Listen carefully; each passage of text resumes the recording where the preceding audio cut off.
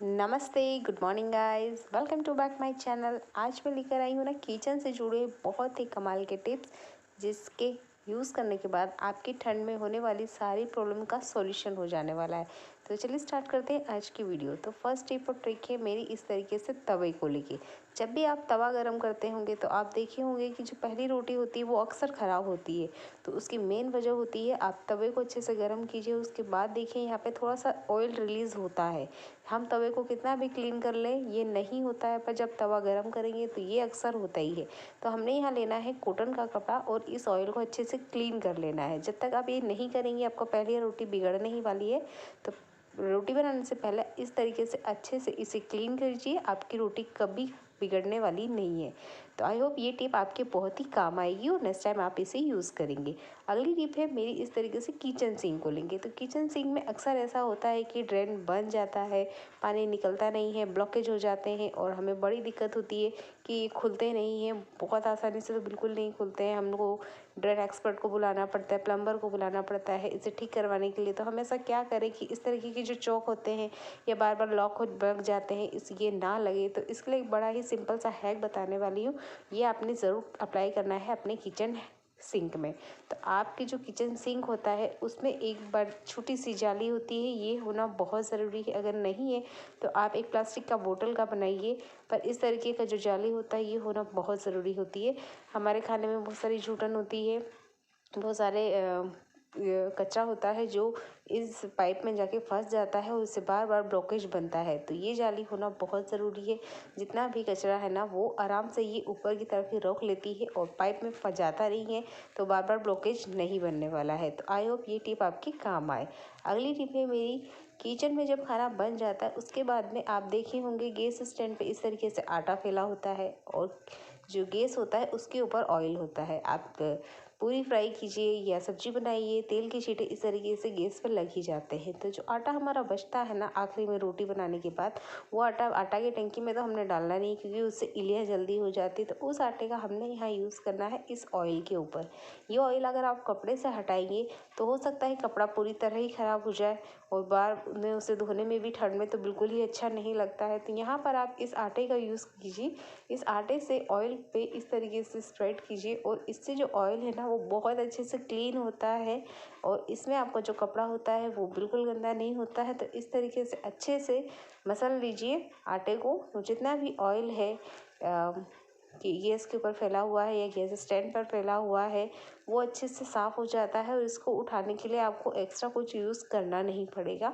जो फैला हुआ है ना किचन सिंक के ऊपर, सॉरी किचन के स्टैंड पे, उसी से ही ये हो जाएगा। उसके बाद में आप टिश्यू पेपर लीजिए या जो डस्टर आप यूज़ करते हैं वो लीजिए और अच्छे से इसे साफ़ कर लीजिए। ये बहुत इजीली हो जाता है।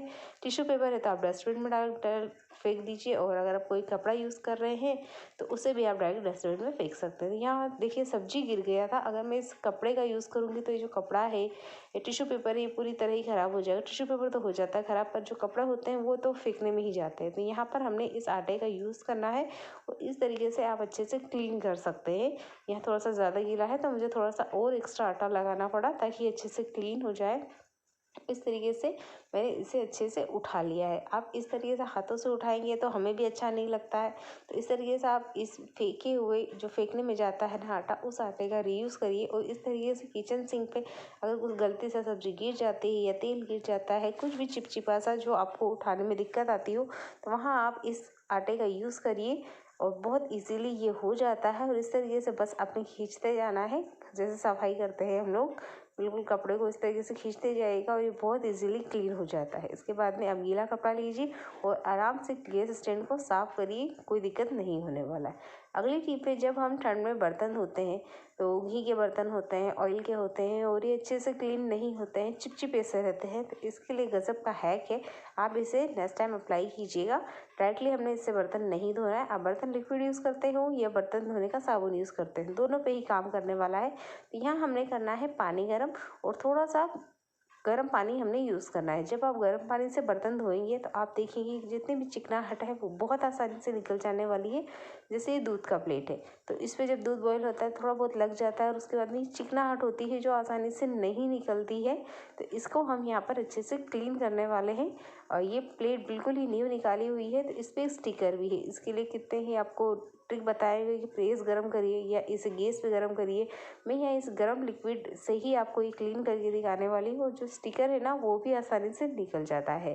तो इस ट्रिक को आप नेक्स्ट टाइम बर्तन धोते वक्त अप्लाई कीजिए। जितनी भी चिकनाहट है, ऐसा होता है कि हर घर में इज़र नहीं होता है और ना ही गर्म पानी अवेलेबल रहता है, तो आप इस हैक का अप्लाई कर सकते हैं कि आप थोड़ा सा गर्म पानी यूज़ करिए और जितने चिकने बर्तन हैं या नॉर्मल बर्तन हैं उन्हें क्लीन कीजिए। ये इजीली क्लीन हो जाते हैं। तो आई होप ये टिप भी आपको बहुत अच्छी लगी होगी। इस ठंड के सीज़न में इसे अप्लाई ज़रूर कीजिएगा। यहाँ पर जब हम बर्तन पूरा क्लीन कर लेते हैं, उससे ही जुड़ी ही मेरी अगली हैक। तो जब हम बर्तन क्लीन कर लेते हैं तो उसके बाद में आप देखे होंगे कि रात में इसमें से कॉकरोच आते हैं या फिर ऐसा होता है कि खाना जो चिपचिपा होता है वो पाइप में जमा होता है। तो इसे हम कैसे निकालें? तो यहाँ हमने 1 लोटा या आधा लोटे के आसपास मैंने पानी लिया और खौलता हुआ पानी लेना है और ये हमने इस जाली में डाल देना है या किचन का जो सिंक होता है उसमें डाल देना है। इससे क्या होगा, कोई कीड़ा मकोड़ा या कॉकरोच आता है या नाली में चिपचिपा सा होगा नली में, तो वो आसानी से निकल जाने वाला है और जो ड्रेन है वो नहीं बनने वाला है। तो जब भी आप बर्तन क्लीन करें सुबह, दोपहर या शाम, ये आपने ज़रूर करना है। इससे ब्लॉकेज कभी नहीं बनने वाला है। और कैप ज़रूर लगा दीजिएगा, इससे कॉकरोच या अदर टाइप का कोई कीड़ा बाहर नहीं आने वाला है। अगली टिप है, जब आप चाहते हैं कि आपका किचन सिंक अच्छी तरह से हाइजीनिक रहे और क्लीन रहे, तो आपने जब किचन पूरा ही क्लीन करा है तो क्यों ना सिंक को भी इस तरीके से डस्टर से क्लीन किया जाए। इससे कभी भी आपके सिंक पर पानी के दाग नहीं पड़ने वाले हैं और आपको स्पेशल क्लीन की कोई ज़रूरत नहीं होगी। तो ये आप रात को सोने से पहले एक बार करके देखिएगा। जब आपको इसकी आदत हो जाएगी तो आप बहुत अच्छा सा रिजल्ट देखेंगे और आपको भी खुशी होगी कि हमारा किचन सिंक कितना अच्छा और क्लीन है। तो आई होप ये टिप भी आपके काम आए। तो जैसे कि मैंने सारे बर्तन नाइट को ही क्लीन किए हैं और मैं ऑलवेज ऐसा ही करती हूँ कि मैं नाइट को क्लीन करके इन्हें रखती हूँ ताकि सुबह के टाइम मुझे झूठे बर्तन ना दिखे। और हमारे शास्त्रों में होता भी है कि झूठे बर्तन रात को नहीं रखना चाहिए, तो सुबह ये मुझे इजीली मिल जाते हैं।